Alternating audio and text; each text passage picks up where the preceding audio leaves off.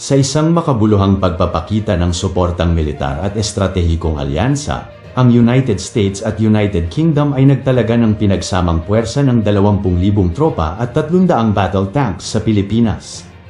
Ang hakbang na ito ay sa gitna ng tumitinding tensyon sa rehiyon ng Asia-Pacific, partikular na tungkol sa mga alitan sa teritoryo sa South China Sea.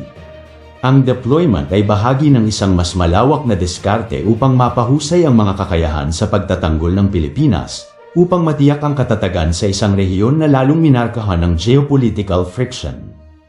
Sa isang pinagsamang press conference, binigyang diin ng kalihim ng depensa ng US na si Lloyd Austin ang kahalagahan ng deployment. Ang Estados Unidos at United Kingdom ay nakatuon sa pagsuporta sa kanilang mga kaalyado at pagpapanatili ng isang libre at bukas na Indo-Pacific na rehiyon. Sabi ni Kalihim Austin, ang deployment na ito ay binibigyang diin ng aming hindi natitinag na pangako sa pagtatanggol at seguridad ng Pilipinas at sa mas malawak na rehiyon. Ayon naman sa United Kingdom, ang deployment ng ating puwersa ay isang malinaw na pagpapakita ng ating pakikiisa sa Pilipinas. Sama-sama tayong naninindigan sa harap ng anumang mga potensyal na banta at nakahanda upang matiyak ang kapayapaan at katatagan sa rehiyon. Ipinahayag ni Pangulong Ferdinand Marcos Jr. ang kanyang pasasalamat sa suporta mula sa US at UK na idiniin ang kahalagahan ng mga alyansang ito sa pagtiyak ng seguridad ng bansa. Ayon kay BBM, lubos akong nagpasalamat sa pagdating ng aming mga kaalyado na may dalang mga pandigmang sasakyan at mga bagong armas. Ang kanilang presensya dito ay isang testamento sa matibay na ugnayan sa pagitan ng ating mga bansa at ng ating ibinahaging pangako sa kapayapaan at seguridad sa Asia-Pacific region. Iminumungkahi ng mga analyst ng militar na ang deployment na ito ay nagsisilbi ng maramihang mga estratehikong layunin.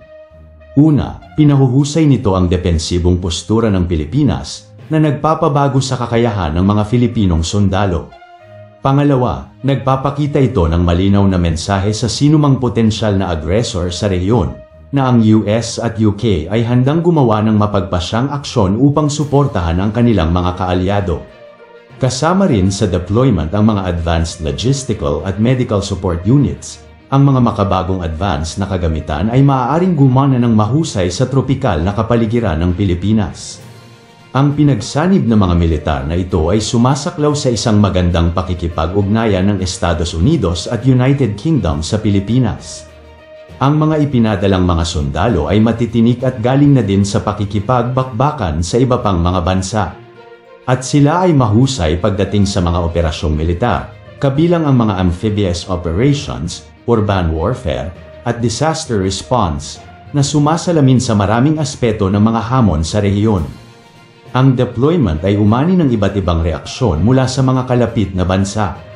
Ang Japan at Australia, parehong pangunahing kaalyado ng US at UK, ay nagpahayag ng kanilang suporta na binibigyang diin ang kahalagahan ng sama-samang mga hakbang sa seguridad.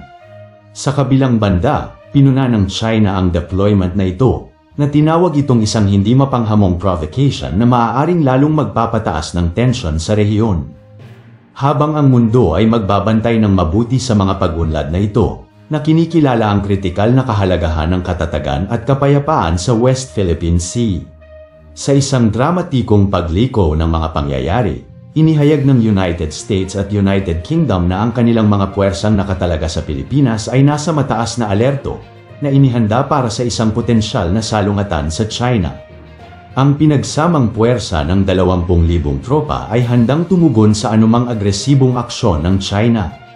Na kung gagawa ang China ng kunting pananakit sa sinumang mga Pilipinong Coast Guard ay hindi magdadalawang isip ang mga sundalong ito na umpisahan ang gyera. Isasama na rin sa relief operation ang mga dinploy na sundalo sa BRP Sierra Madre upang masubaybayan at makita nila ang mga posibleng aksyon na gagawin ng mga Chinese Coast Guard doon.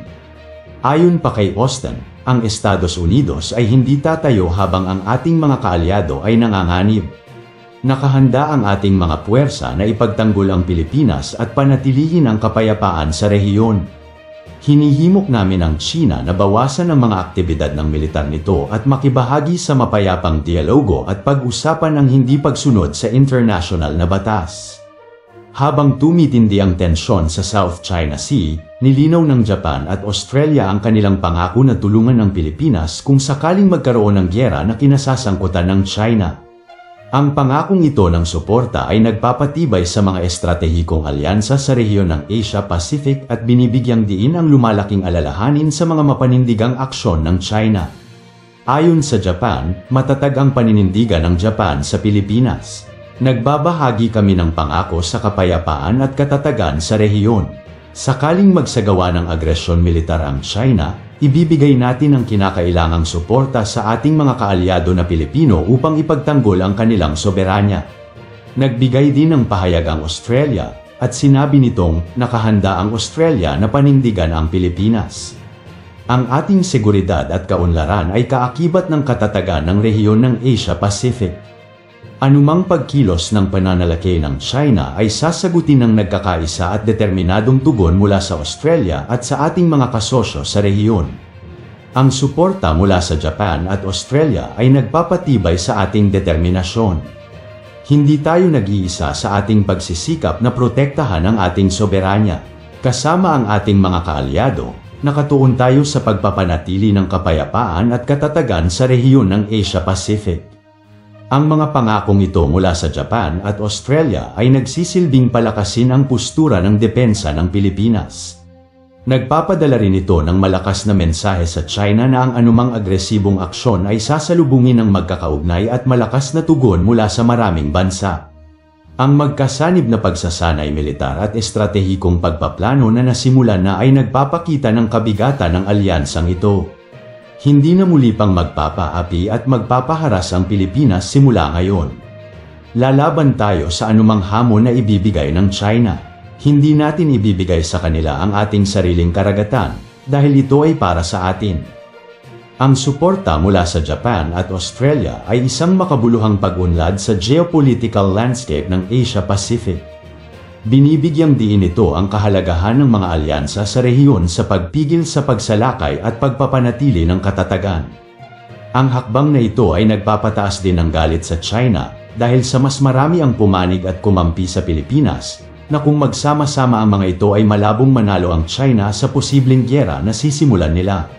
Dahil na rin siguro sa mabait ang Pilipinas sa ibang bansa, kaya gusto nila tayong tulungan sa sigalot na ito. Dito natin makikita na ang mga Filipino ay merong mabuting kalooban sa pakikipag-ugnayan at pakikipagkalakalan sa ibang mga bansa. Dahil hindi naman tutulong ang mga bansang ito kung wala tayong nagawang mabuti sa kanila. Hindi natin hahayaan na magpapabomba na lang tayo sa China. Lalaban tayo para sa kinabukasan ng Pilipinas para hindi mapasakamay ng China ang ating mga teritoryo, dahil alam naman natin na sa bandang huli ay mananalo pa rin ang may mabuting layunin para sa kanyang mga mamamayan. At hindi tayo pababayaan ng puwang may kapal sa digmaang ito, dahil alam niya na ipinaglalaban lang natin ang tama, at sana ay makamit natin ang tunay na kapayapaan sa ating mga nasasakupang soberanya.